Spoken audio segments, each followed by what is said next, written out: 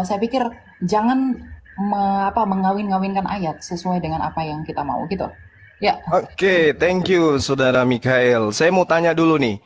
Dari penjabaran saudara ini yang panjang lebar ini saya mau tanya, tolong jawab ya atau tidak. Jemaat perkumpulan orang-orang yang ada ketika Yesus memberikan mandat kepada Petrus muridnya, apakah jemaatnya itu adalah kumpulan orang-orang yang tidak bersunat? Jawab. ya benar. Hah? Orang-orang yang bersunat. Aha, orang-orang yang bersunat. Berarti jemaat pertama Kristen atau bukan? Nah, ini. Oke, lanjut dulu. Nanti saya lanjut. Saudara harus memahami bahwasanya Kristen itu di dalam pandangan Paulus sendiri adalah kumpulan orang-orang yang hidup secara kafir. Jadi jangan Anda ngadi-ngadi mengatakan jemaat pertama, gereja yang pertama adalah Kristen. No, nonsense, bullshit. Makanya perlu belajar, bukan hanya kecepatan berbicara. Mulut dan otak itu harus sinkron, Bung.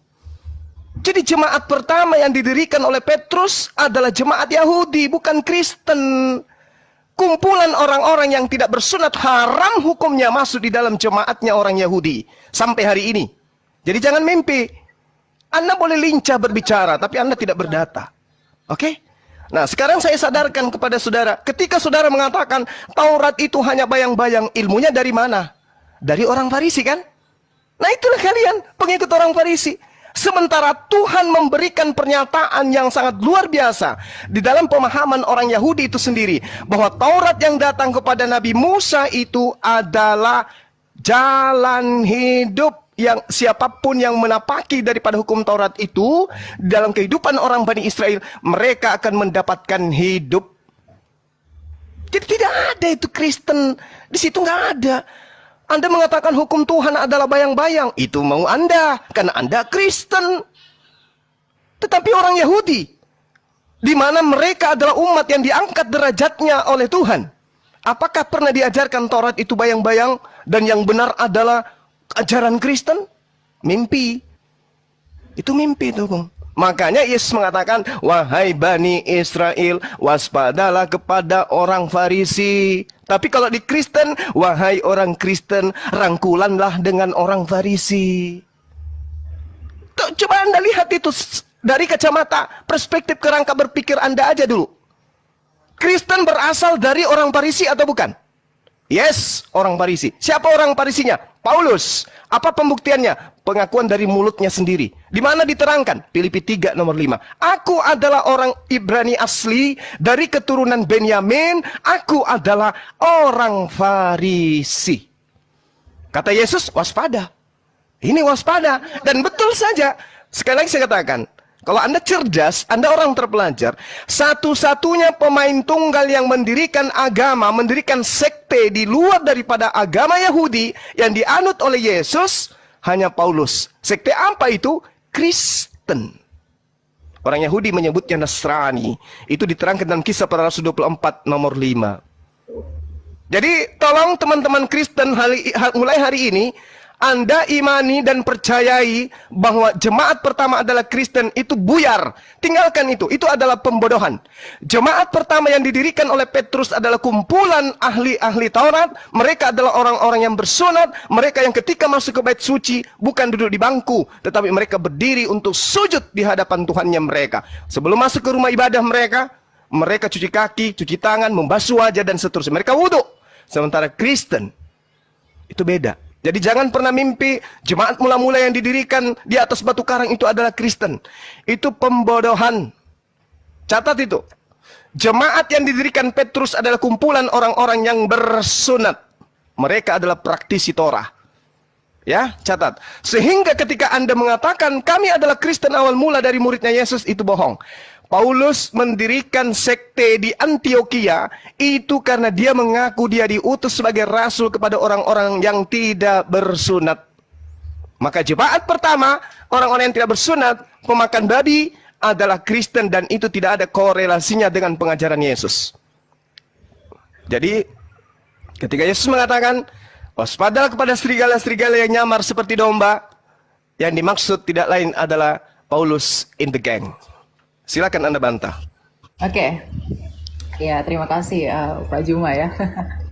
Sebenarnya saya juga mau menunjukkan bahwa seringkali Bapak Juma dalam rautan argumentasinya itu gagal sekali berpikir dengan apa yang saya sampaikan. Kemudian merujuk dari apakah orang-orang Kristen yang di jemaat yang didirikan Yesus itu bersunat? Iya bersunat. Ketika saya bilang ya bersunat, langsung Bapak berpikir bahwa wah argumentasi saya sudah patah karena itu. Enggak. Sebenarnya ini hanya ketidaktahuan Anda ya. Orang Yahudi yang percaya Yesus itu tetaplah harus disunat. Karena sedangkan orang Yahudi yang percaya Yesus tidak dibebankan hukum sunat. Kisah Para Rasul 21 ayat 25. Tetapi mengenai bangsa-bangsa lain yang telah menjadi percaya, sudah kami tuliskan keputusan-keputusan kami, yaitu mereka harus menjauhkan diri dari makanan yang dipersembahkan berhala, dari darah, dari daging binatang yang mati, dan dicekik dari percabulan. Ayat 20-nya kalau kita melihat sebelum sampai kepada konklusi ini, mendengar itu mereka memuliakan Allah. Lalu yang berkata kepada Paulus, saudara lihatlah beribu-ribu orang Yahudi telah menjadi percaya dan semuanya rajin memelihara hukum Taurat. Di ayat 22-nya, tetapi mendengar tentang engkau, bahwa engkau mengajar semua orang Yahudi yang tinggal di antara bangsa-bangsa lain untuk melepaskan hukum Musa. Bangsa lain untuk melepaskan hukum Musa. Bapak harus mengerti ya, bahwa ketentuan sunat itu diberikan kepada yang memang diteruskan dari Abraham, kemudian berakhir di orang-orang Yahudi dari ke-12 suku Israel ini sebagai bentuk perjanjian mereka. Kemudian selanjutnya dikatakan sebab engkau menyatakan supaya mereka jangan menyunatkan anak-anaknya dan jangan hidup menurut adat istiadat kita. Jadi kita harus mengerti teman-teman bahwa hukum sunat ini adalah hukum yang only berlaku bagi orang-orang Yahudi. Tapi karena Yesus menyatakan pergilah jadikanlah semua bangsa muridku, baptislah mereka di dalam nama Bapa, Putra dan Roh Kudus. Artinya hukum Yahudi ini tak berlaku lagi bagi dunia ini. Itu berlaku bagi mereka aja. Bagi dunia ini tidak berlaku lagi hukum sunat karena mereka sudah disunatkan melalui kematian Kristus. Inilah relevansi yang saya katakan. Saya tetap konsisten dalam argumentasi saya. Saya tidak mau gagal berpikir ya. Nah, ketika Yesus menyatakan baptislah semua orang di dalam nama Bapa, Putra, Roh Kudus, kemudian juga Paulus. Jadi Paulus ini bukan bertentangan dengan Yesus. Ini harus yang diperhatikan ya teman-teman. Paulus ini menginjil bagi dunia. Karena di ayat 21 dikatakan bahwa di antara bangsa-bangsa lain dan Yahudi dan bangsa-bangsa lain yang melepaskan hukum Musa. Artinya bangsa-bangsa lain itu tidak terikat dengan hukum Musa. Inilah mengapa orang Yahudi itu sangat fanatik dengan orang-orang di bangsa lain. Artinya memang hukum Israel yang sangat ketat ini, yang tadinya perlakuan hukum Taurat ini tidak berlaku lagi bagi bangsa lain. Makanya orang Kristen yang non-Yahudi itu tidak perlu disunatkan. Itu argumentasi yang pertama. Argumentasi yang kedua, mengapa orang-orang Yahudi atau pada masa ketika Yesus mendirikan jemaatnya yang adalah Petrus sang batu karang itu, mereka adalah orang-orang bersunat. Argumentasi yang pertama itu karena mereka adalah orang Yahudi. Kemudian argumentasi yang kedua agar itu tidak menjadi batu sandungan atas pemberitaan mereka. Paulus dengan jelas menegaskan bahwa Timotius itu haruslah disunat, gitu ya, karena si Timotius ini ibunya seorang Yahudi teman-teman yang telah menjadi percaya gitu. Sedangkan ayahnya itu seorang Yunani ya, Yunani, sehingga menurut hukum Yahudi Timotius itu termasuk orang Yahudi. Ini, jadi karena keyahudian mereka itu diwajibkan untuk bersunat, gitu. Jadi orang yang di luar Yahudi, non-Yahudi, tetapi Injil juga diberikan kepada mereka. Karena Yesus menyatakan bahwa Injil itu harus diberitakan kepada seluruh dunia, ya maka itu tidak berlaku, gitu. Karena karunia keselamatan ini diberikan bagi semua orang, gitu. Jadi penafsirannya itu harus relevan, jangan dikait-kaitkan yang satu dengan yang lain dan hanya untuk mengukuhkan asumsi kita, gitu. Itu prinsip hermeneutika Kristen itu jelas dalam hal ini, gitu ya. Jadi sebenarnya tidak ada yang bertentangan, gitu, Pak Juma. Silakan. Baik. Ya. Saya ulangi dengan narasi Anda yang begitu panjang.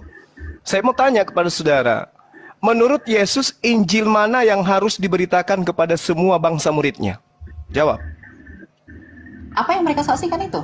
Semua. Injil, bukan Injil Lukas, Injil Markus, Matius, Yohanes, Surat-surat Paulus. Injil itu bukan satu establishing karena belum ada kanonisasi. Oke, oke. Ya, Berarti dengan kata lain ada bukan berarti kitab pada saudara. Yesus. Dengan kata lain bukanlah kitab saudara yang Yesus perintahkan untuk diberitakan. Catat itu. Ya, karena memang itu belakangan dikanonkan. Ya, saya setuju. Oke, sip. Anda sudah akui, bagus. Nah, sekarang gini. Ketika saudara mengatakan Taurat itu tidak berlaku untuk bangsa lain lagi, emang Taurat itu pernah berlaku untuk bangsa lain? Memang tidak pernah. Taurat itu untuk Bani Yakob. Jadi Yesus mati di atas tiang salib untuk membatalkan hukum Taurat untuk Kristen itu nggak nyambung.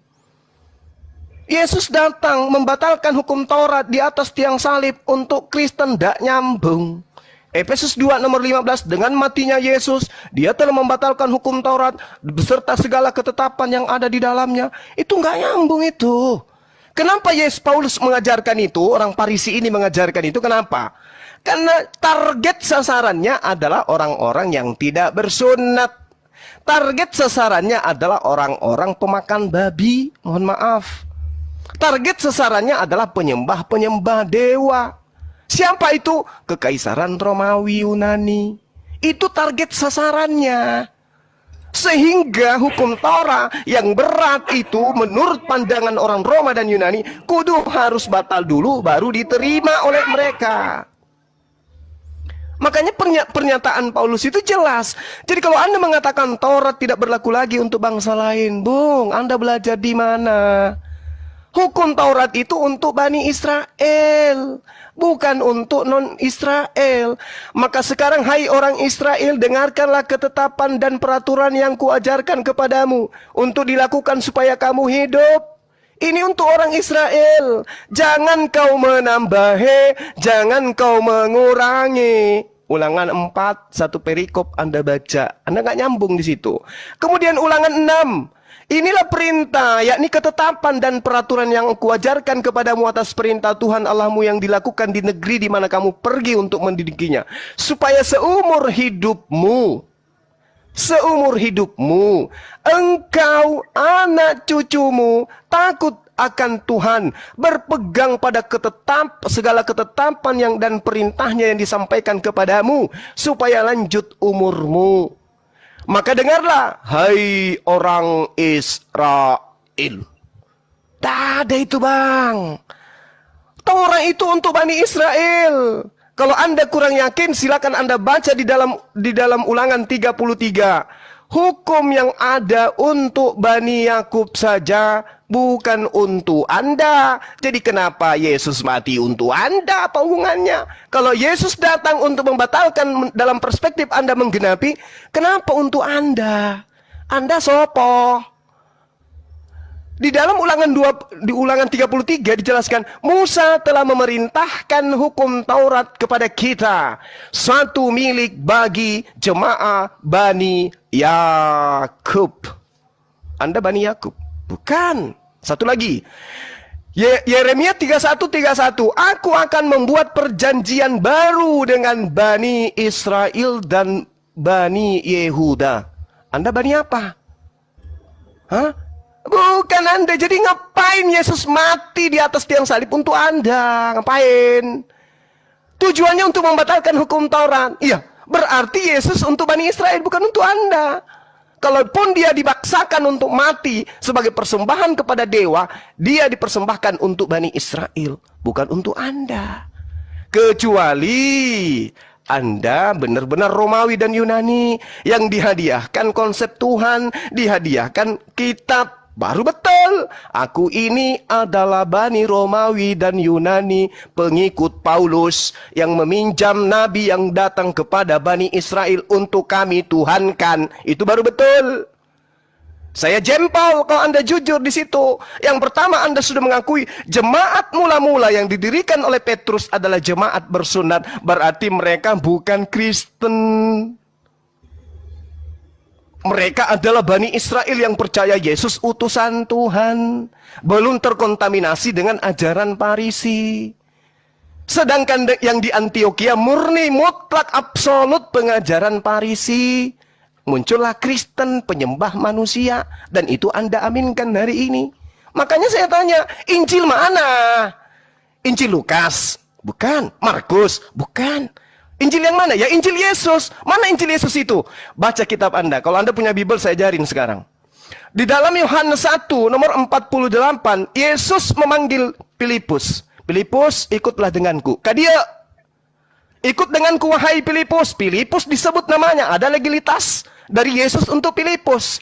Lalu kemudian di Kisah Para Rasul 8, di nomor 35, Filipus memberitakan tentang Injil Yesus. Dor. Yang diajarkan oleh Filipus adalah Injil Yesus. Bukan Injil Lukas, Markus, Matius, Yohanes, bukan. Jadi kalau Anda pun memaksakan memberitakan Injil kepada seluruh makhluk, maka berita yang harus didengarkan itu adalah Injilnya Yesus yang dibawa oleh Filipus. Bukan Lukas, bukan Paulus. Sadari itu. Kalau Anda memang benar-benar ingin selamat. Yesus punya Injil sendiri yang diberitakan muridnya Filipus. Dan Filipus mendapatkan legitimasi jelas. Sementara Paulus, Lukas, Markus, pengarang Matius, pengarang Yohanes, pengarang Markus, itu tidak ada legitimasi dari dia, dari Yesus. Sementara sumber firman, bahkan kalian mengatakan firman itu adalah Sang Firman, itu adalah Yesus. Sang Firman memberikan legitimasi kepada Filipus, bukan kepada penulis Injil Anda. Jadi Injil Anda itu bukan yang harus diberitakan ke seluruh dunia. Simpan itu di peti. Cari Injil Filipusnya. Beritakan kepada dunia. Disitulah yang benar. Injil Filipus masih ada sisanya. Yesus menikah dengan istrinya Maria. Silakan. Oke. Kasih Pak Juma. Ya, saya ini ya sudah cukup mendengarkan tadi ya apa yang disampaikan. Saya mau bantu yang pertama dulu. Tadi Pak Juma menyatakan berkaitan dengan Taurat itu untuk orang Yahudi. Ya, kita buka Lukas 16 ayat 16. Lukas ya. Hukum Taurat dan kitab para nabi berlaku sampai kepada zaman Yohanes. Dan sejak itu kerajaan Allah diberitakan dan setiap orang menggagahinya berebut memasukinya. Yang pertama. Yang kedua, Matius 11 ayat 13. Sebab semua nabi dan kitab Taurat bernubuat hingga tampilnya Yohanes. Jadi Lukas, Matius itu relevan. Bahwa Taurat itu hanya berakhir dan berlaku sampai di masa Yohanes. Oke, jadi di sini kita bisa melihat bahwa Matius itu memberi penjelasan lebih jelas dengan menempatkan kata mereka bernubuat itu berakhir hingga tampilnya Yohanes Pembaptis tentang kesaksian kebenaran yang akan datang di dalam Kristus. Dengan demikian kita mengerti bahwa Taurat itu dan nubuat-nubuat para nabi dalam Perjanjian Lama berakhir pada saat tampilnya nabi terbesar, yaitu Yohanes Pembaptis, ya. Dengan tanda kematian Yesus di kayu salib, berlaku hukum Kristus, hukum kasih. Ini saya sudah tegaskan dari awal, bahwa hukum Kristus itu adalah dua hukum. Hukum Taurat itu terikat pada 613 hukum. Gitu. Jadi yang 613 itu sudah tidak berlaku lagi. Kenapa? Karena para nabi pun itu semua bersaksi dan akan bernubuat tentang dia yang akan datang. Yang di dalam Lukas yang saya bacakan tadi, berakhirnya nubuat tentang kesempurnaan yang akan datang itu telah selesai. Diakhiri di dalam masa kenabian Yohanes Pembaptis. Itu sudah selesai sampai di sana. Yang nantinya akan didatangi oleh Sang Firman itu yang menjadi manusia, di mana Sang Kristus itu sendiri Sang Firman itu yang menyatakan diri Bapa di dalam dirinya. Hal ini juga kita bisa melihat di dalam Efesus 2 ayat 15, bahwa dikatakan di sana bahwa sebab dengan matinya manusia, ia sebagai manusia maksud saya, ia telah membatalkan hukum Taurat, ya, dengan segala perintah dan ketentuannya untuk menciptakan keduanya menjadi satu manusia baru di dalam dirinya, dan dengan itu mengadakan damai sejahtera. Jadi kalau banyak polemikus yang menuduh bahwa Paulus itu menyatakan bahwa hukum Taurat itu dibatalkan, sedangkan Yesus itu menggenapi, artinya konklusinya bahwa Yesus itu dengan Paulus itu bertentangan. Tidak. Kenapa jelas ditegaskan oleh Lukas bahwa hukum Taurat itu berakhir mengenai pewahyuannya dan peraturannya itu sampai kepada zaman Yohanes. Itu yang pertama. Jadi ayat ini sudah membantah argumentasi dalam perspektif kekristenan ya. Maksud saya bahwa Bapak menyatakan Taurat itu akan berlaku selama-lamanya. Tidak. Ya tidak. Karena orang Yahudi, karena Lukas ini ditulis sama Lukas, dia itu orang Yahudi. Jadi kalau dia itu orang Yahudi, tidak mungkin dia punya perspektif bahwa kalau memang hukum Taurat itu berlaku sampai selama-lamanya, tidak merujuk kepada nubuatan yang akan datang di dalam kesempurnaan Yesus Kristus, ini mereka tidak akan menyaksikan ini. Kalau kita merujuk kepada hukum Dwi Ganda Saksi, kesaksian ini benar adanya. Karena Lukas juga menyatakan demikian, Matius juga menyatakan demikian, kemudian juga dikonfirmasi di Efesus. Ini jelas urgensinya. Kemudian yang kedua, mengenai Injil gitu ya. Tadi Bapak menyatakan bahwa Injil itu di Filipus. Kenapa di Filipus itu tidak diakui, sedangkan di Filipus itu Yesus itu katanya menikah bla bla bla dan lain-lain. Kenapa kalian tidak memberitakan Injil yang dari Filipus aja? Inilah keterbatasan literasi, bahwa arti kitab Injil itu adalah kabar baik. Memang saya harus mengakui ya, saudara, saya tidak mau menafikan bahwa kata Injil itu merupakan Arabisasi untuk kata Yunani Eugelion gitu. Jadi artinya adalah kabar baik kalau kita buat ke seluruh Indonesia. Matius 4 ayat 23. Yesus pun keliling ke seluruh Galilea. Ia mengajar dalam rumah-rumah ibadat dan memberitakan Injil kerajaan Allah serta melenyapkan segala penyakit dan kelemahan di antara bangsa itu. Ingat ya, kita harus mengkonsentrasikan antara kondisi orang Yahudi pada saat itu dengan apa yang dilakukan Yesus. Perspektif dan juga sudut pandang orang Yahudi yang dalam hal ini adalah mereka Yahudi tentunya teman-teman, karena murid-murid Yesus itu ya orang-orang Yahudi ya. Makanya dikatakan di dalam Markus 1, maksud saya itu di mana ya? Lukas 4 ayat 43. Tetapi ia berkata kepada mereka, juga di kota-kota lain aku harus memberitakan Injil kerajaan Allah, sebab untuk itulah aku diutus. Jadi kalau Bapak Juma tadi bilang Injil itu keselamatan itu hanya bagi orang Israel, itu salah besar. Literasinya kurang itu ya. Jadi ketika kitab Injil Matius itu menuliskan Yesus memberitakan Injil, artinya Yesus itu memberitakan kabar baik. Sedangkan Injil-Injil yang diberitakan oleh para rasul, ini penerusan ya. Injil-Injil yang diberitakan oleh para rasul adalah kabar baik yang sama tentang apa yang diberitakan Yesus. Meskipun memang Yesus itu selalu menekankan kepada perspektif dan budaya pada saat itu mengenai pernyataan dirinya sendiri secara implisit. Tetapi di perjanjian baru, artinya para murid yang bersaksi tentang pemberitaan Kristus itu memberikan penjelasan yang lebih clearest artinya. Jadi lebih jelas tentang siapa Kristus itu sebenarnya. Jadi Injil kerajaan Allah itu yang diberitakan Yesus Kristus itu adalah sentralitasnya berada di dalam Yesus Kristus, tetapi para rasul dan para murid menegaskan itu lagi.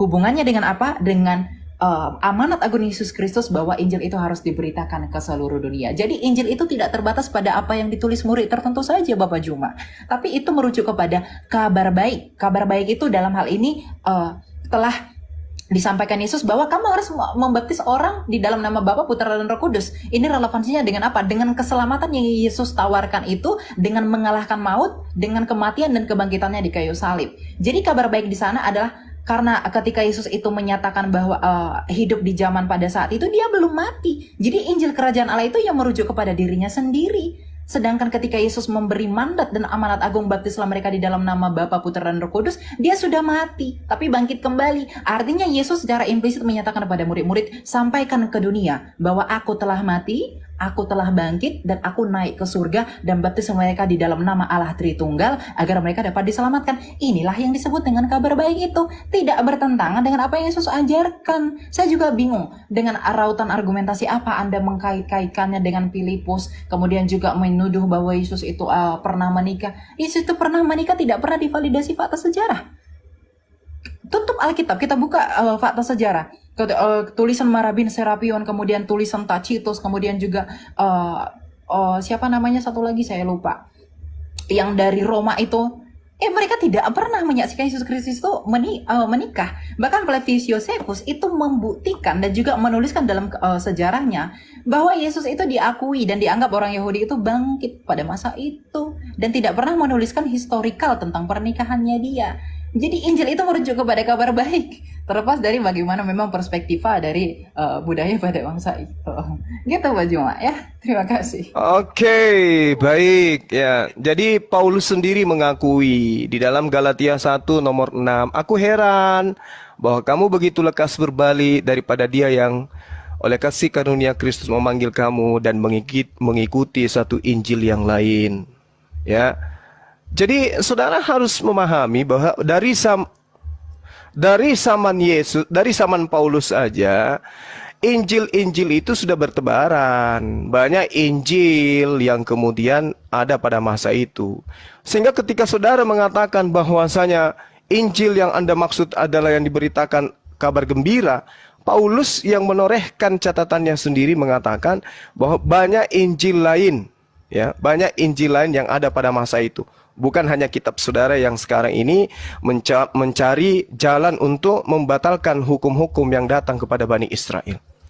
Saudara dengan entengnya mengatakan bahwasanya hukum Taurat itu hanya berlaku pada masa Yohanes sampai masa Yohanes. Itu maunya Anda. Ilmu Anda itu Anda dapatkan dari mana? Dari Lukas. Lukas iki sopo? Anda mengatakan Lukas ini orang Yahudi. Data Anda dari mana? Lukas aja dari namanya itu adalah nama orang Roma. Oke? Dan tidak ada catatan yang mengatakan bahwa Lukas itu orang Yahudi. Tidak. Lukas itu jelas oleh tradisi Kristen sendiri menduga dia berasal dari Antioquia, Syria. Dan dia berdarah Yunani. Lalu ketika saudara mengatakan dia orang Yahudi, ilmu dari mana Anda dapatkan itu? Ya, ilmu dari mana? Lukas itu tidak dikenal oleh Yesus. Ya.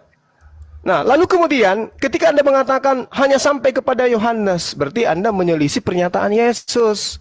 Di dalam kitab saudara sendiri menerangkan, Yesus berkata bahwa hukum Taurat itu lebih mudah langit dan bumi lenyap daripada setitik dari hukum Taurat itu batal. Mana yang benar ini? Pengakuan Yesus atau pengakuan Lukas? Yang mana yang benar? Sementara Yesus sendiri, sabar. Yesus sendiri mengatakan demikian. Terus di dalam kitabnya orang Yahudi terkait dengan Taurat, itu dijelaskan, janganlah kau menambahi, jangan kau mengurangi. Jadi jangankan batal, dikurangi aja tidak bisa. Ilmu Anda dari mana? Hanya ingin melegalkan ajaran Farisi, kemudian Anda mengatakan bahwa hukum Taurat itu berlaku hanya sampai di Yohanes saja. Berarti ada pengurangan. Sementara perintah Tuhannya jangan kau menambahi, jangan kau mengurangi. Dan sampai hari ini orang Yahudi masih ada. Sedangkan Injil yang diberitakan kemudian oleh Filipus jelas adalah Injil Yesus.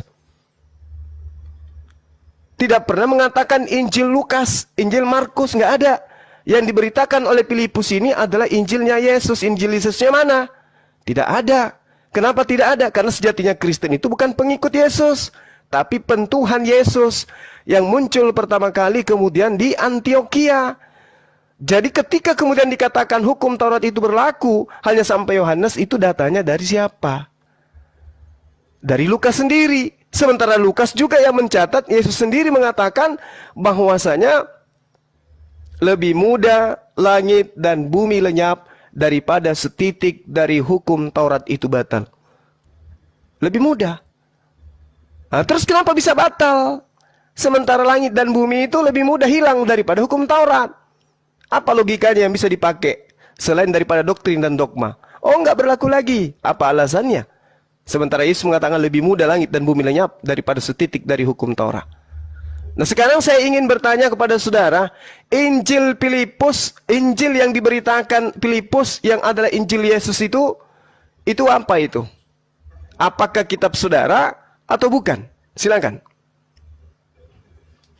Oke, saya jawab dari awal dulu ya sebelum sampai ke Filipus agar sistematis ya. Tunggu dulu, Bu Michael. Ya, Kenapa? izin ya, Gurunda. Host, mana ada lagi Oten yang mau naik? Silakan. Ada Oh iya, satu. silakan. Ya, mana tahu ada saudara-saudari kita yang dari Kristen, silakan naik ya. Itu Kak Bang Marco. Host, Ya, Bang Host, atau Bang Angel. Ya, silakan, Bu Michael. Oke. Siap.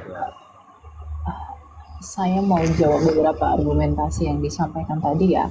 Saya tidak menyatakan kalau si Lukas itu orang Yahudi ya, enggak. Mungkin kesalahan bahasa, enggak, saya juga tidak mengakui dia orang Yahudi.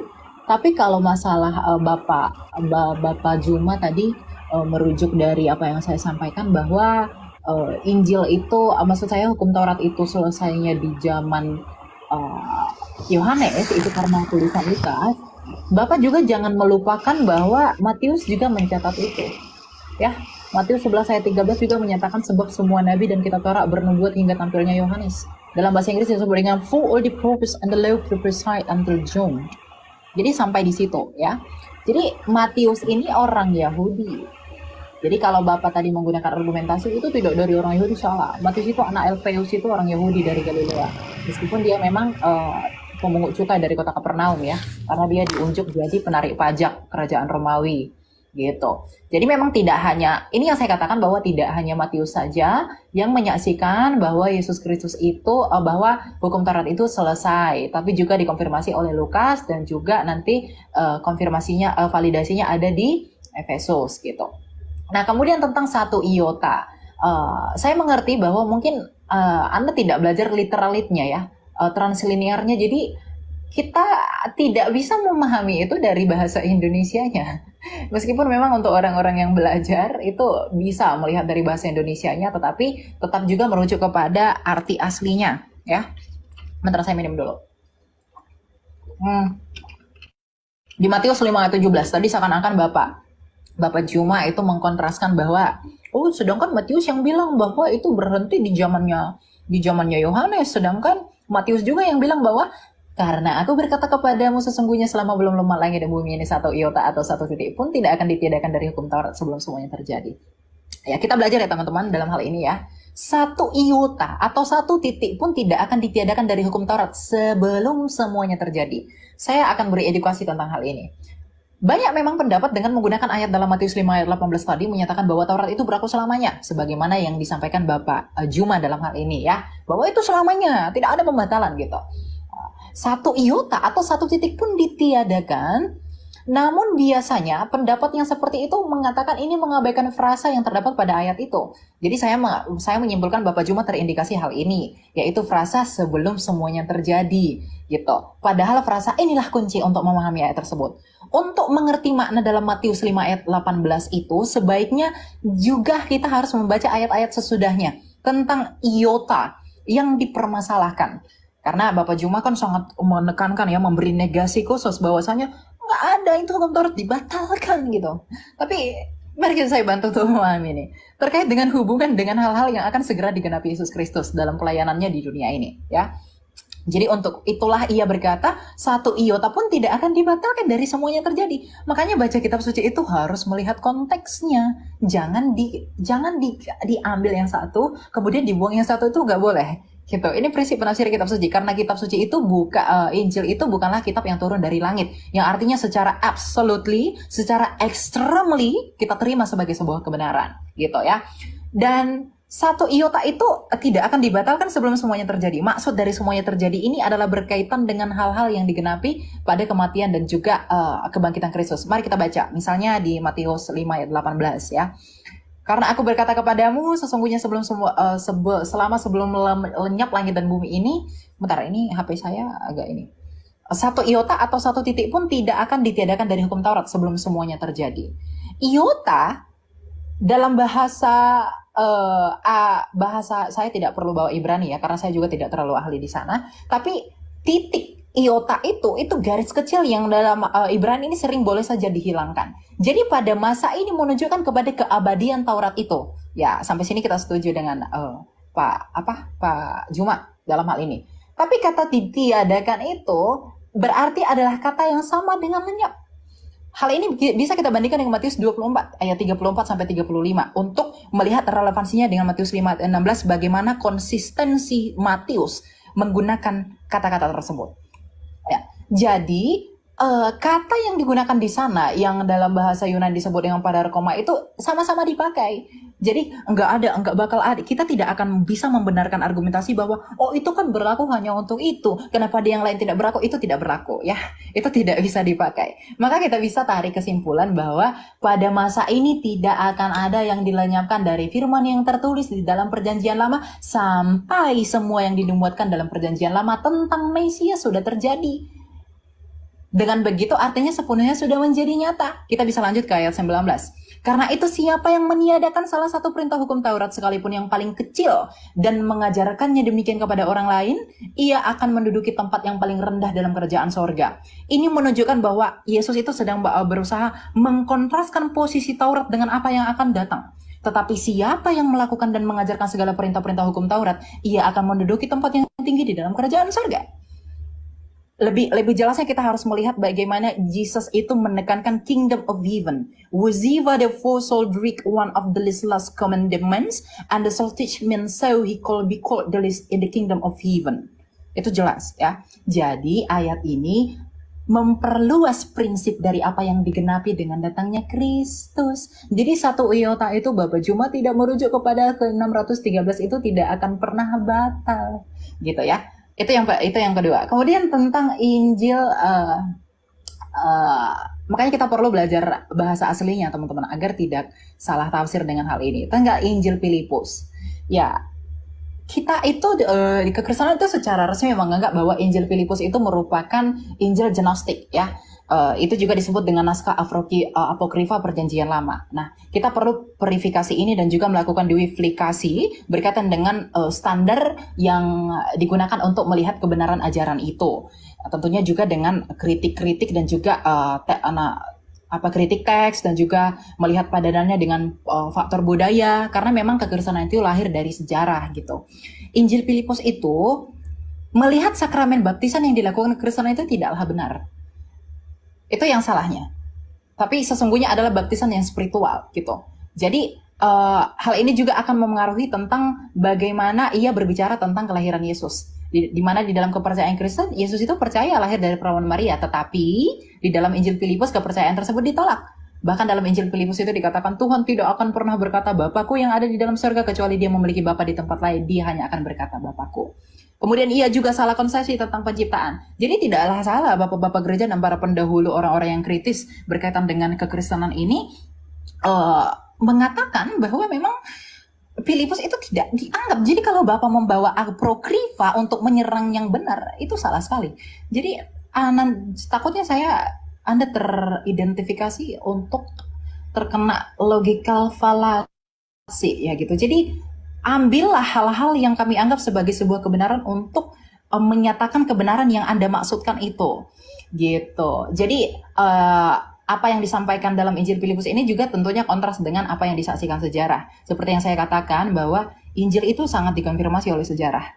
Tulisan-tulisan para sejarawan itu menyatakan bahwa Yesus tidak pernah menikah. Karena kalau kita melihat dari gayanya orang Semitik berbicara tentang riwayat hidup tentang seseorang, dia harus menjelaskan itu, apalagi berkaitan dengan pernikahan.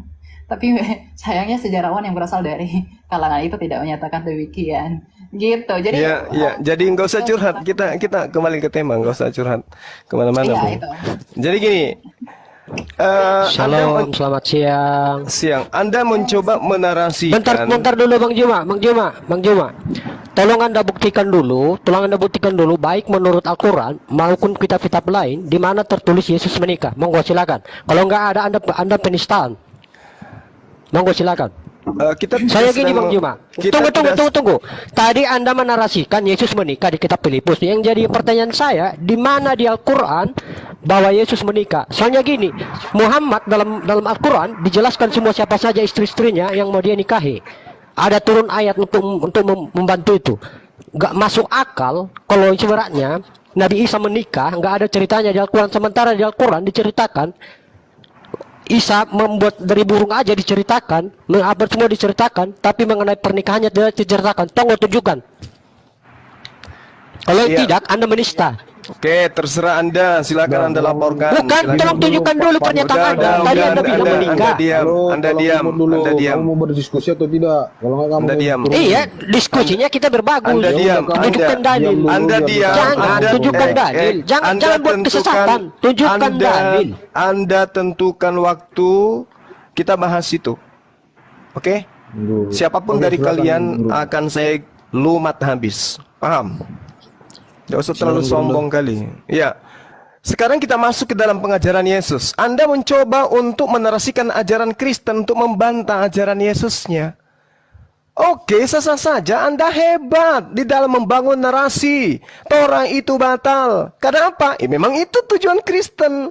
Anda didukung oleh pengajaran-pengajaran Farisi untuk menyatakan itu. Yes. Tetapi tolong Anda hargai kitabnya orang Yahudi ini yang mengatakan jangan kau menambahi, jangan kau mengurangi.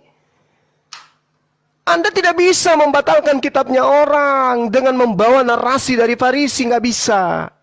Bahkan Yesus sendiri, kalau Anda percaya bahwa itu adalah ucapan Yesus, jelas sekali dikatakan dalam kitabnya, Hos ean aun leise. Meanton enton nauton, ton alasistion, kai de dase hauston taus anthropos, elaksitos kelekstetai, ente pasilei. Artinya apa? Tidak boleh.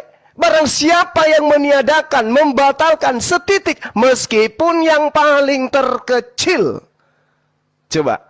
Lantas Anda kemudian mengatakan, oh sebelum disalib, saya katakan mohon maaf, saya harus mengatakan maaf, 1000 maaf. Anda tidak belajar dengan logika sehat Anda, hanya iman.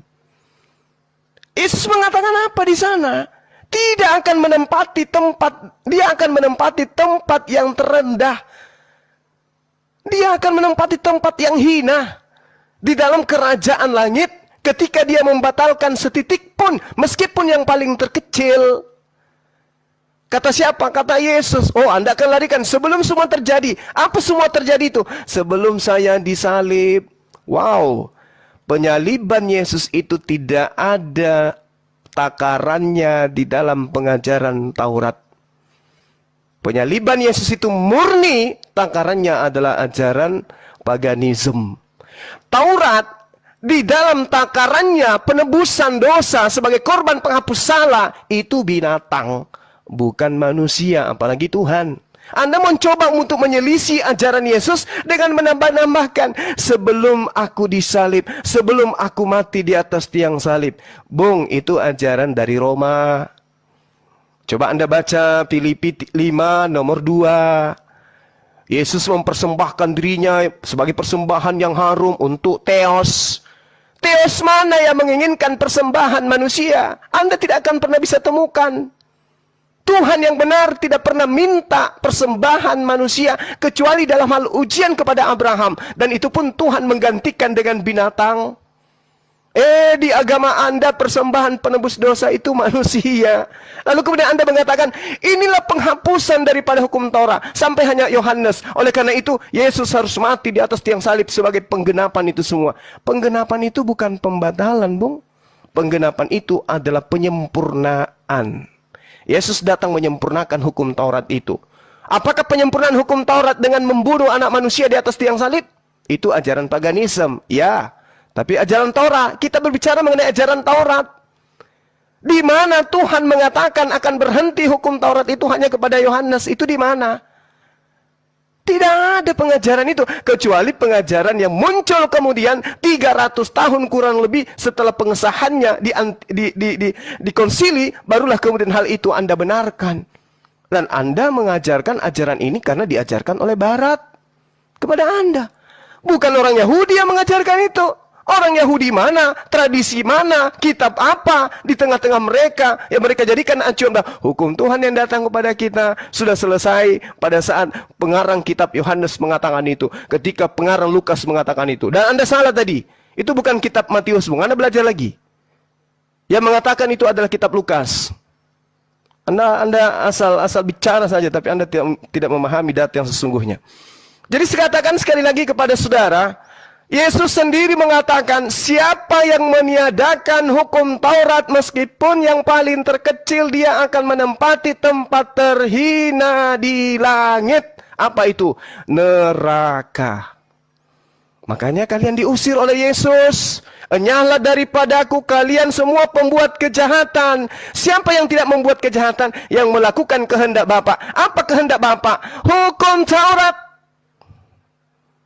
Jadi siapa yang tidak melakukan hukum Taurat, berarti mereka tidak berlaku berdasarkan atas kehendak Bapa. Siapa yang tidak berlaku kehendak Bapa, dia diusir. Kemana? Ke neraka. Mana dalilnya? Matius 13:50. Baca itu. Tak ajarin, ambil pulpen, catat.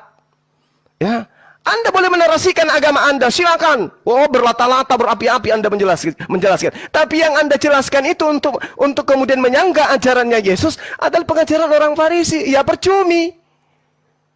Percumi. Anda didukung ajaran Farisi. Wah, dengan berbagai macam narasi yang Anda bangun. Tapi membantah dengan ajaran Farisi, menghantam ajaran Yesus. Nggak bisa. Yesus sendiri mengatakan, barang siapa yang meniadakan setitik pun dari hukum Taurat meskipun yang paling terkecil, maka dia akan menempati tempat terendah, tempat terhina di dalam kerajaan langit. Siapa itu? Kristen. Kristen membatalkan itu semua dengan pola yang diajarkan oleh orang Farisi. Bagaimana dengan Tuhannya sendiri? Jangan kau menambahi, jangan kau mengurangi, agar kamu hidup. Barang siapa yang menambah mengurangi, dia mati. Masih kurang. Jadi Anda kemudian membantah pengajaran Yesus. Jangan kau menyangka aku datang untuk meniadakan. Aku datang untuk menggenapi. Menggenapi itu bukan berarti menghilangkan, membatalkan. Menggenapi itu artinya kalau dia 9 digenapi menjadi 10. Berarti semakin banyak, semakin sempurna. Bukan malah semakin hilang. Dengan matinya Yesus di atas tiang salib, dia telah membatalkan hukum Taurat beserta segala ketetapan yang ada di dalamnya. Dan itu Anda aminkan.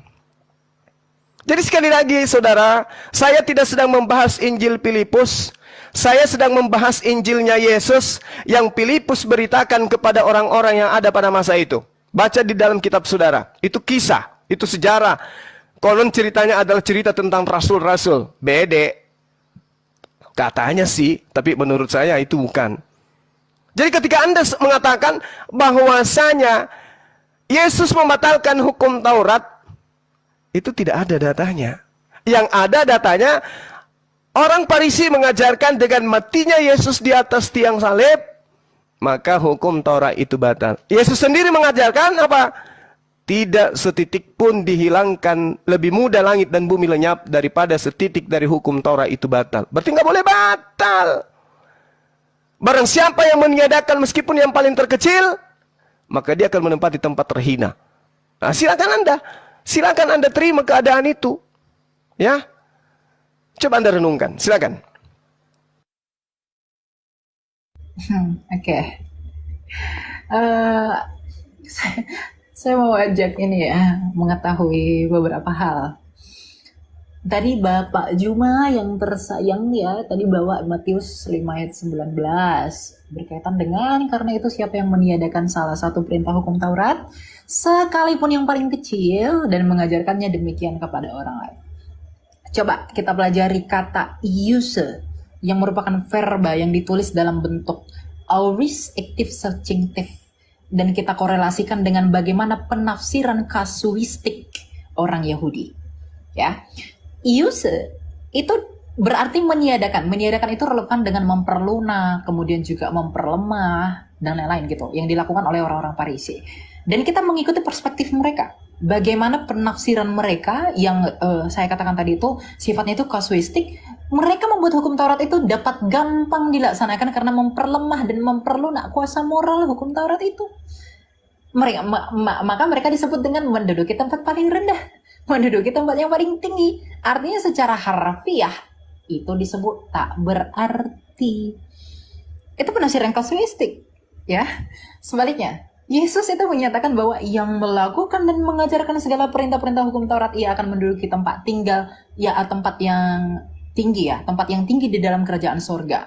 Segala perintah yang merujuk kepada apa yang dinyatakan Yesus itu merujuk kepada hukum Taurat di Perjanjian Lama. Dan hal-hal yang segera menyusul, yakni rumusan Kristus yang lebih dalam tentang hukum Taurat yang menunjukkan kepada penggenapan sesungguhnya. Kita bisa bandingkan ini misalnya dalam Matius 5 ayat 38, Matius 22, kalau nggak salah pokoknya di antara ayat 34 sampai ayat 34, dan Yesus Kristus itu merujuk kepada dirinya yang akan segera mengajarkan kegenapan Taurat dan revitalisasi yang ia rumuskan itu menjadi hukum kasih. Hal ini kita bisa lihat di dalam ayat 20 misalnya di Matius 5. Saya tidak keluar dari konteks ya, meskipun tadi Pak Juma membawa narasi lain, tapi nanti saya akan jawab itu ya.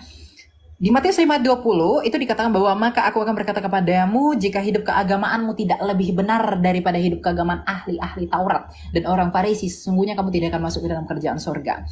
Kita bisa melihat ini padanan yang saya katakan tadi, bahwa kebenaran yang ada di sana itu lebih tepat daripada hidup keagamaan. Jadi kebenaran itu lebih tepat daripada hidup keagamaan. Ini urgensi kekristenan, ya. Jadi lebih benar bukan berarti lebih besar. Ahli-ahli Taurat yang adalah orang yang menganggap dirinya sebagai pengajar hukum Taurat, kemudian mereka adalah Farisi yang kemudian orang-orang yang mengaku mengajarkan hukum Taurat mengerjakan, maksud saya, masuk dalam kerajaan surga itu tidak tergantung pada hubungan Allah, dan ini harus diperlihatkan dalam kehidupan dan ajaran yang bersifat mendalam itu. Ini yang Yesus revitalisasi.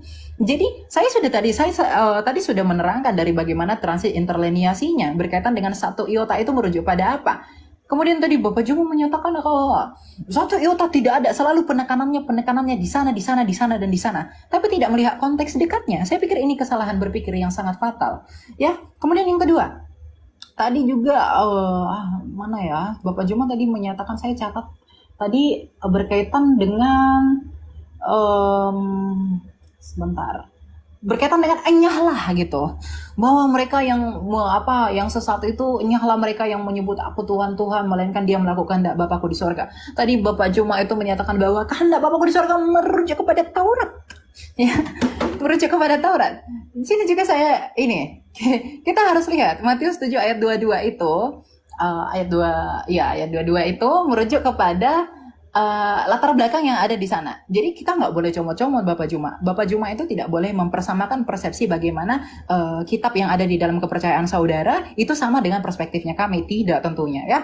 Karena kita harus lihat latar belakangnya. Karena setiap ayat itu punya maksud dan tujuan sesuai kontennya dan konteksnya. Maka sebaiknya ayat ini tidak dicuplik 2 ayat saja sebagaimana yang Bapak Juma lakukan. Tetapi kita mundur sedikit ke belakang, kita mulai dari ayat 15 sampai ke 23. Saya tidak akan baca karena itu terlalu lama, tapi jelas pada konteks Matius 7 ayat 15 sampai 23 itu tentang pengajaran sesat. Jelas sekali konteks Tuhan Yesus itu memberikan peringatan kepada murid-muridnya bahwa nanti akan ada orang-orang yang melakukan abusement tentang pengajaran Tuhan yang sebenarnya. Mereka ini bertindak seolah-olah sebagai nabi atau pengajar. Ya, itu memang sudah dibuktikan sejarah, banyak ajaran sesat yang menentang keilahian Yesus, kemudian juga rumusan Tritunggal. Meskipun dalam perspektif kekristenan hal ini merupakan hal yang dimaksud kepada apa yang dirujuk oleh Yesus Kristus, gitu. Hal ini pula dinegasikan oleh Yesus Kristus di dalam Matius 24. Jadi seperti yang kita temukan bagaimana kepalsuan itu banyak tentang nabi-nabi palsu yang bersaksi dan lain-lain, itu merujuk kepada hal pengajaran sesat yang disampaikan Yesus. Jadi kehendak Bapa di surga itu tidak merujuk kepada kamu harus melakukan hukum Taurat. Karena kalau dengan demikian maka kontradiksilah isi yang disampaikan Matius ini dengan Matius juga yang menyatakan bahwa semuanya sudah berakhir ketika zaman Yohanes. Karena di dalam Matius 11 ayat 13, Matius buka sendiri, Matius 11 ayat 13, Matius berbicara sebab semua nabi dan kitab Taurat bernubuat hingga tampilnya Yohanes. Jadi tidak mungkin Yohanes memperkarakan dan menyatakan 2 hal yang berbeda dan kontradiksi, kalau memang Anda menafsirkannya demikian. Jadi sebenarnya itu adalah penafsirannya itu yang harus holistik. Jadi tidak ambil satu kemudian buang yang lain, gitu. Jadi apa yang dimaksudkan Pak Juma dalam hal ini dalam rangka menuduh kekristenan, ketika kekristenan itu datangnya dari Paulus, tidak sesuai dengan ajaran Yesus, kemudian juga tidak sesuai dengan apa yang disampaikan Matius, ayat Alkitab itu kontradiksi. Kekontradiksian itu saya pikir lahir dari ketidakmengertian kita tentang konteks dan budaya orang Yahudi pada saat itu. Dan kemudian juga berkaitan dengan kata yang Bapak Juma sampaikan tadi tentang yang siapa yang melakukannya itu mendapat tempat paling hina. Kita harus memahami bahasa mereka, karena bahasa mereka itu bukan bahasanya orang Indonesia yang dengan mudah bisa dapat dimengerti, karena sangat kompleks. Bahasa Semitik itu sangat kompleks, gitu. Jadi demikian Pak Juma. Oke, saudara harus memahami lebih jauh. Kitab Anda itu bukan bahasa Semitik, itu bahasa Yunani, bahasa Greek. Ya, jadi Anda jangan mengatakan bahasa yang ada dalam kitab saudara itu harus dipahami berdasarkan dengan rasa bahasa Semitik. No, itu bukan bahasa Semitik, bahasa Yunani, bahasa Yunani. Nah, kemudian ketika Anda membawa Matius, Anda mengatakan kontradiksi dong. Ya, wajar kontradiksi. Toh penulis Matius itu bukan si Lewi murid Yesus, bukan. Apa pembuktiannya? Baca Matius 9 nomor 9. Setelah Yesus pergi dari situ, Yesus melihat seorang yang bernama Matius duduk di rumah cukai. Lalu ia berkata kepadanya, ikutlah aku. Maka berdirilah Matius lalu mengikuti dia. Bukti bahwa pengarang kitab Matius bukan Matius murid Yesus. Itu satu. Jadi kalau mendapatkan kontradiksi ya wajar, namanya juga bukan firman Tuhan. Lalu kemudian Anda mencoba menarasikan Matius 7, Bung. Matius 7 nabi palsu itu bisa dilihat dari buahnya. Baca satu perikop. Kalau Anda mengutip katanya, Anda yang harus membaca satu perikop. Dari buahnya itu jelas. Apa buah dari pengajaran nabi palsu? Memanggil Yesus Tuhan. Bermujizat dengan menggunakan nama Yesus. Mengusir setan dengan menggunakan nama Yesus. Bernubuat dengan menggunakan nama Yesus. Itulah buah pengajaran nabi palsu. Agama mana itu? Agama Anda. Dari mana Anda mendapatkan agama Anda? Dari orang Farisi. Kepada siapa Yesus minta agar waspadai? Orang Farisi. Paulus orang mana? Orang Farisi. Tokoh dari mana? Dari Kristen. Di mana dituliskan? Kisah Para Rasul 23 nomor 6. Masih kurang datanya? Oke, saya tambahkan kalau gitu. Di dalam kitab saudara jelas sekali ketika saudara mengambil Matius 5 nomor 20. Maka aku berkata kepadamu, jika hidup keberagamaanmu tidak lebih benar, apakah Kristen dengan mempersembahkan manusia sebagai korban penebus salah, penebus dosa itu benar? Daripada dibandingkan bagi ajaran Yahudi? Tidak. Apakah dengan orang Kristen menghilangkan hukum Torah, maka orang Kristen dihitung lebih benar? Tidak. Apa pembuktiannya? Paulus sendiri menuliskan di dalam Galatia 2 nomor 14, orang yang tidak bersunat adalah orang yang hidup secara kafir. Apakah orang yang hidup secara kafir lebih benar daripada ahli Taurat? Bullshit. Oke? Jadi bukan Kristen yang dimaksud hidup lebih benar daripada hukum Taurat itu, daripada hidup dengan keagamaan di ahli Taurat, bukan. Tidak boleh kemudian Anda mengatakan bahwasanya Matius 5 nomor 20 cerminan pembatalan hukum Taurat dan yang benar adalah Kristen. Bullshit. Justru Matius 5:20 ini tidak boleh mengikuti Kristen. Saya bacakan ayatnya supaya Anda paham. Maka aku berkata kepadamu, aku Yesus, jika hidup keagamaanmu tidak lebih benar daripada orang Farisi yang hidup dalam ahli Taurat, dan tidak lebih benar dari orang-orang Farisi, sesungguhnya kamu tidak akan masuk ke dalam kerajaan surga. Berarti ada kehidupan yang harus lebih benar daripada orang Kristen. Oke? Paulus ini orang Farisi, pendiri agama Kristen, harus hidup beragama yang lebih baik dari agama yang diajarkan Farisi, yaitu Paulus, yaitu Kristen. Harus. Itu yang Anda harus paham. Jadi tidak ada pembatalan hukum Taurat di dalam pengajaran orang Israel. Termasuk Yesus. Nggak ada. Jika hidup keberagamaanmu tidak lebih baik dari orang Farisi. Artinya dari agama yang didirikan oleh orang Farisi. Maka kamu tidak akan masuk ke dalam surga. Nah ini data di dalam kitab saudara. Yang dicatat oleh orang yang menuliskan tentang Yesus bertemu dengan Matius. Tapi dia bukan Matius. Tolong dipahami itu dengan baik. Kemudian, ketika saudara mengatakan bahwa hukum Taurat itu berlaku hanya kepada Bani Israel, apakah hanya sampai kepada Yohanes saja? Terus apa hubungannya dengan Kristen? Yesus datang untuk Bani Israel. Yesus berpesan kepada ke-12 muridnya agar jangan ke bangsa lain. Yesus meminta hanya ke bangsa muridnya.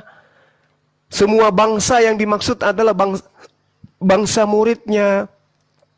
Apa pembenarannya? Lihat di dalam Yosua yang saya katakan tadi. Yosua 10 jelas sekali dikatakan di sana. Nomor 21. Pulanglah seluruh bangsa itu kepada Yosua.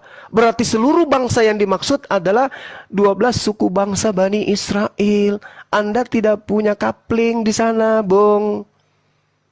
Jadi sekali lagi saya katakan, saya kembalikan kepada tema yang tadi, bahwasanya Yesus datang kepada Bani Israel, mengajarkan Bani Israel untuk tidak meninggalkan hukum Taurat.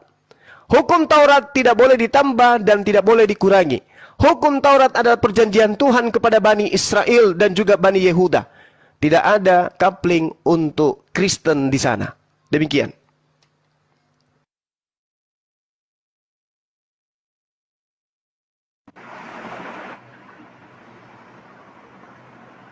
Oke, Mbak Mikael, silakan ditanggapi.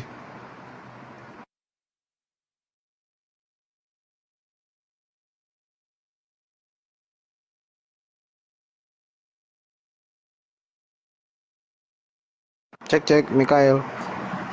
Michael lah, Michael. Oke, silakan. Oh, ini ada nggak suara? Iya, ada. Silakan ditanggapi, Mbak. Saya boleh ikutan bicara nggak, Bro? Oh, Pak Malikil ya? Ya, Oke, dari mana, Pak? saya Kristen. Iya, oke. Boleh, silakan. Boleh ditambah, Pak, silakan. Oke. Iya. Silakan. Jadi yang dijelaskan oleh Ibu Mikael ya, dari tadi memang Suma kawan kita nggak nangkap karena berbeda sudut pandang ya. Tentang hukumnya, hukum itu pada mulanya nggak ada. Lalu adanya kapan hukum itu? Ketika Israel ya ingin hukum tersebut, lalu diberikanlah hukum itu. Nah, dengan tujuan mereka akan taat terhadap hukum itu perjanjiannya. Ya, tetapi pada kenyataan, ketika seiring waktu mereka di padang gurun, ya berkelana 43 tahun, mereka tidak mampu melakukan hukum itu. Jadi yang dimaksud oleh Kristus tentang hukum Taurat, ya itu digenapi, itu jauh sudah terbilang ketika Yakub ya, ayahnya ya, orang-orang Israel ya, Yakub disebut Israel. Di dalam Kejadian 49 ayat 10 dikatakan di sana segala ketetapan itu akan berlaku sampai kepada Sang Silo tampil, Sang Silo tampil ya. Jadi kenapa berlaku Sang Silo tampil dan kenapa Yesus itu menggenapi hukum itu? Jadi yang dimaksud dengan menggenapi hukum itu Kristus ya Tuhan sendiri itu mewakili manusia melakukan hukum tersebut supaya olehnya manusia yang tidak mampu melakukan hukum tersebut bisa terselamatkan. Jadi manusia itu hanya bisa selamat karena mengikuti Kristus, bukan karena mengikuti hukum itu. Karena tidak ada manusia yang bisa melakukan hukum tersebut. Itu yang dimaksud, yang dijelaskan oleh Ibu dari tadi. Ya, begitu kira-kira. Silakan ya, Ibu Mikael. Sebelum saya tanggapi dulu mungkin. Boleh Pak. Boleh Pak, silakan. Iya, oke. Jadi Saudara Herdi, Anda mencoba menarasikan kitabnya orang Yahudi dengan mendudukkan Yesus di sana sebagai penggenapan dengan kata Silo. Bung, coba kamu cermati deh. Apa yang diterangkan oleh Tuhan di sana? Lo Yasur, tongkat kerajaan Tuhan. Ini tidak akan berpindah. Tidak akan beranjak dari Yehuda. Ataupun lambang pemerintahan dari kakinya tidak akan berpindah kemanapun. Sampai dia yang berhak atasnya itu datang. Apa tanda daripada kedatangan daripada yang berhak ini? Tandanya adalah oknum tersebut mampu menaklukkan bangsa-bangsa dengan hukum yang ia bawa. Bangsa apa yang ditaklukkan Yesus? Ketika dia datang kepada Bani Israel. Menaklukkan Yudas aja nggak bisa. Jadi jangan kamu menganggap bahwa orang semua bisa dengan mudah didoktrin dan didogma dengan mimbar gereja, nggak bisa. Di situ sangat jelas dikatakan Yekahat Amim. Artinya seluruh bangsa-bangsa itu takluk kepada oknum yang dimana dia diserahi tugas untuk menyampaikan firman Tuhan kepada seluruh bangsa-bangsa. Apakah Yesus pernah melakukan itu? Tidak. Dia hanya untuk Bani Israel. Ajarannya untuk diajarkan dia utusan Tuhan. Kepada Bani Israel aja, dia tidak mampu menaklukkan hukum Tuhan. Wahai Bani Israel, aku adalah utusan Bapa kepadamu. Bani Israel mengatakan, bukan. Kamu itu anak Maria, anak Pantera. Kamu itu anak hasil dari persinahan. Jadi Anda mimpi kalau Anda mendudukkan Kejadian 49 itu nomor 10. Cari oknum yang mampu menaklukkan hukum-hukum kepada bangsa lain. Oknumnya itulah yang dinubuatkan dalam Kejadian 49:10 itu. Yesus gugur segugur-gugurnya. Ya, dia datang untuk Bani Israel. Berhasil? Tidak. Itu Saudara Herdi, supaya Anda pelajari lagi. Silakan. Oke, saya tanggapi ya. Maaf, saya Ibu potong dulu ya Pak. Pak, mohon maaf. Bang Rido, tolong dinaikin itu suara terpental itu tadinya. Bang Rido, monitor. Bang Yuansa. Oke, dilanjut Pak. Oke. Oke. Jadi mungkin semua lupa baca ayat 11-nya ya. Tongkat kerajaan tidak akan beranjak dari Yehuda ataupun lambang pemerintahan dari antara kakinya sampai dia sang Silo datang yang berhak atasnya, ya, yang berhak atasnya. Maka kepadanya akan takluk bangsa-bangsa. Ini sinkron dengan Yesaya 42 bahwa ia akan memaklumkan, memeteraikan hukum bagi bangsa-bangsa.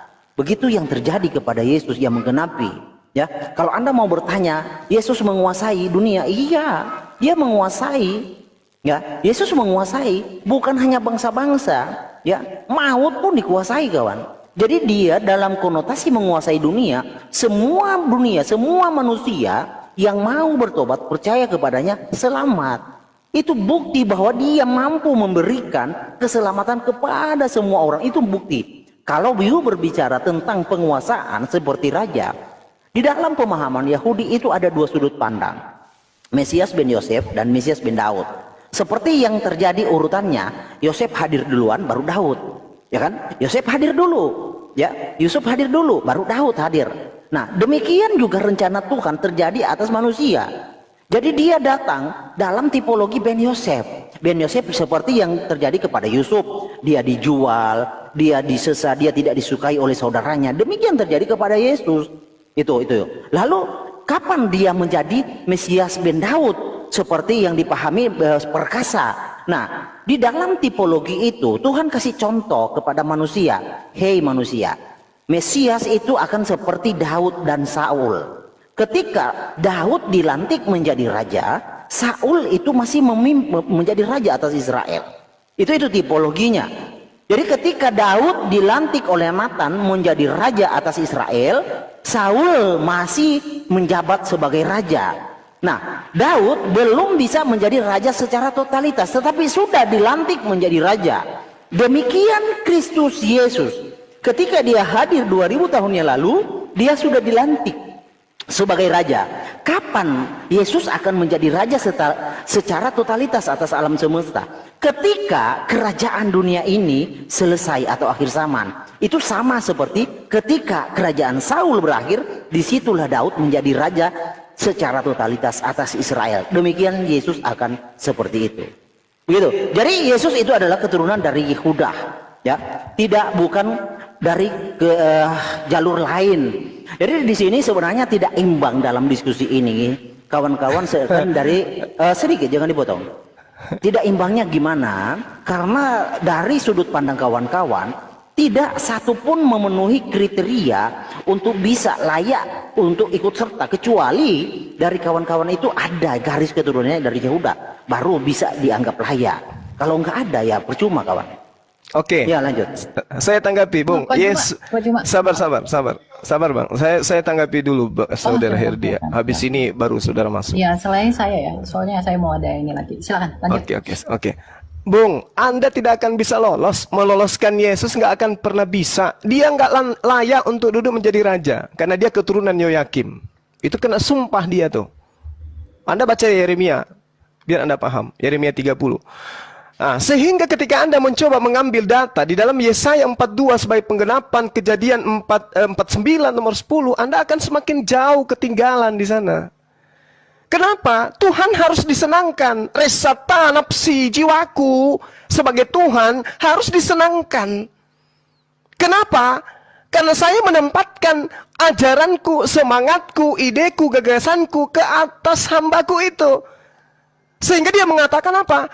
Natatiruhi alau mesfat, tentang keadilan. Coba, aku akan menimpan rohku, hukum-hukumku, keinginanku, ideku, gagasanku di atasnya. Agar ide dan gagasanku itu yang berupa hukum-hukum dia tegakkan kepada seluruh bangsa-bangsa di atas muka bumi ini. Yesus lakukan. Anda mengatakan, yes, itu bullshit. Yesus tidak bisa menundukkan Bani Israel.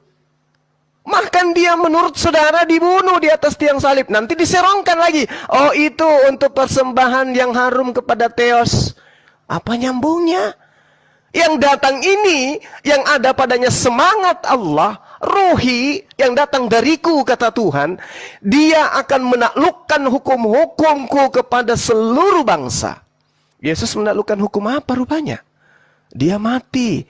Justru hukum-hukum Tuhan dihabiskan oleh Yesus menurut pengajaran Paulus. Dengan matinya Yesus, dia telah membatalkan hukum Tuhan beserta dengan segala ketetapan yang ada di dalamnya. Lalu bagaimana dia mau menegakkan hukum Tuhan kalau dia sendiri membatalkannya?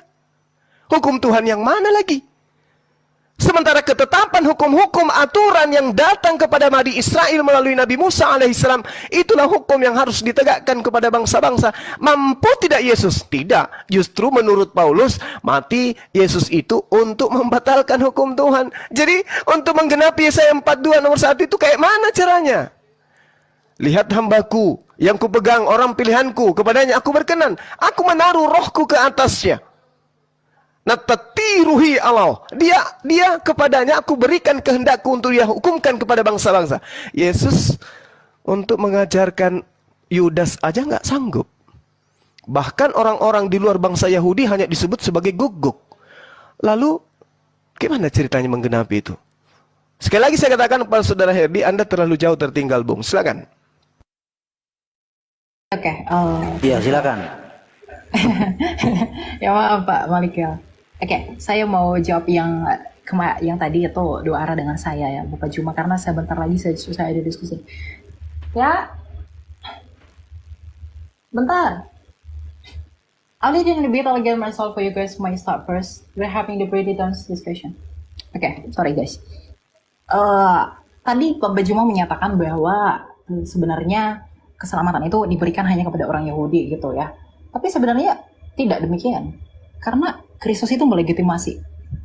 Karena itu pergilah, jadikanlah semua bangsa muridku dan baptislah mereka dalam nama Bapa, Anak, dan Roh Kudus. Jadi sehebat apapun Bapak Juma merajut argumentasi bahwa itu hanya untuk Yahudi dengan penafsiran yang salah dengan ayat yang Bapak bawakan tadi dengan tafsirkan yang salah itu, tentunya tidak demikian. Karena rasul-rasul itu juga menegaskan apa yang dirujuk pada Kristus ini. Karena setiap orang yang percaya kepada Yesus itu memperoleh justification and sanctification.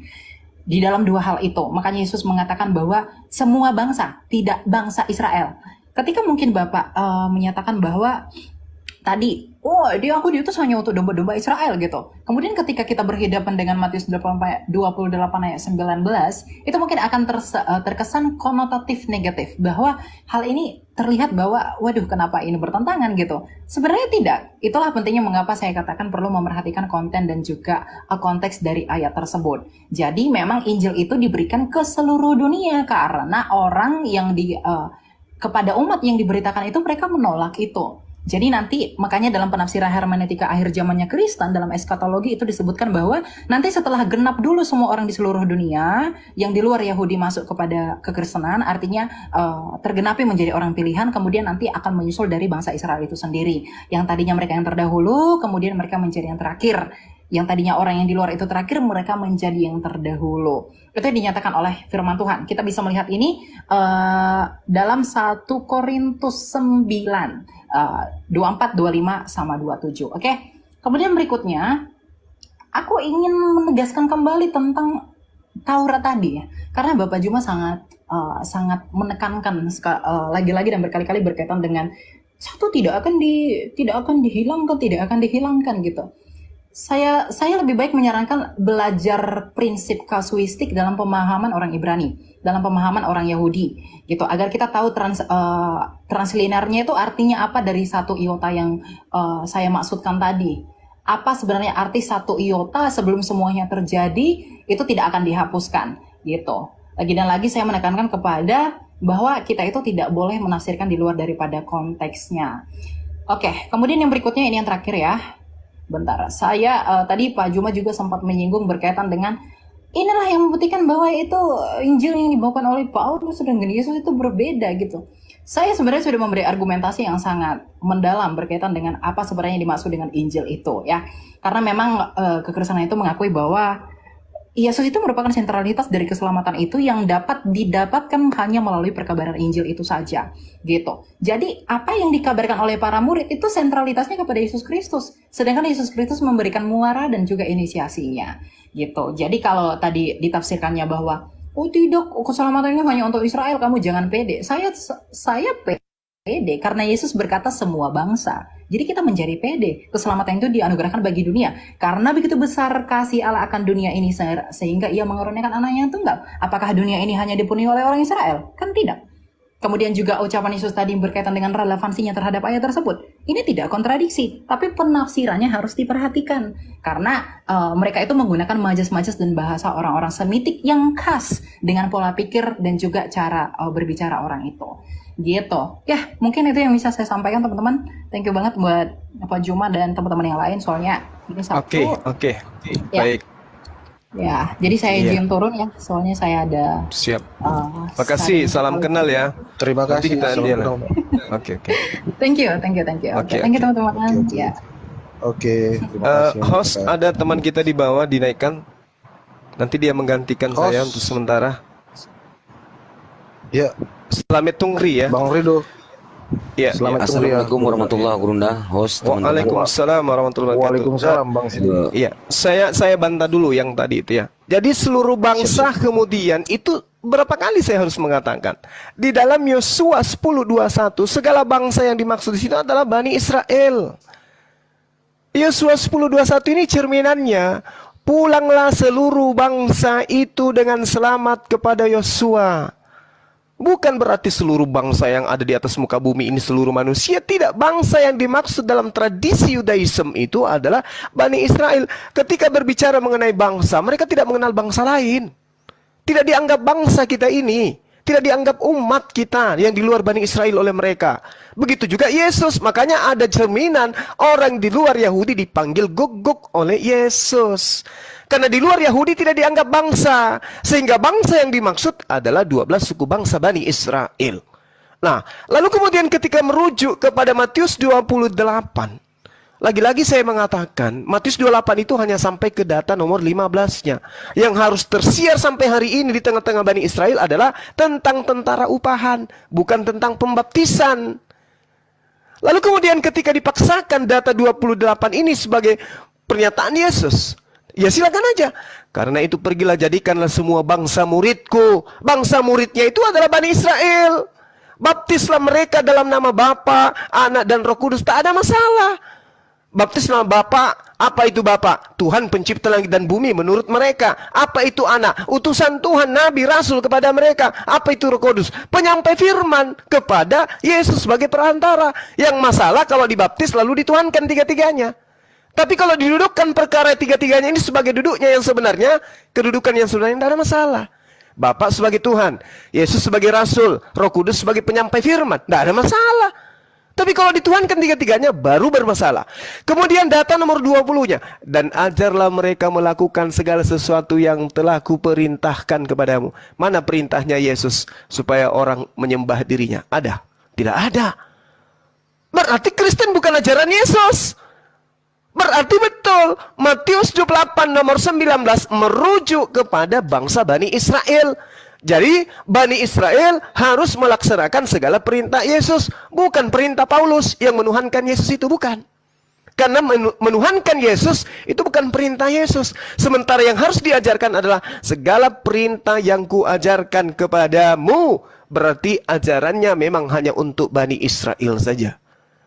Saya kira gitu sederhananya ya teman-teman sekalian, bahwa ternyata ya kita belum menemukan dari pihak Kristen yang unggul pengetahuannya terhadap Bible itu sendiri. Silakan. Dinda Slamet dinaikkan host. Saya tanggapi Bang ya. Slamet, host. Slamet Kores. Tungri. Iya, silakan.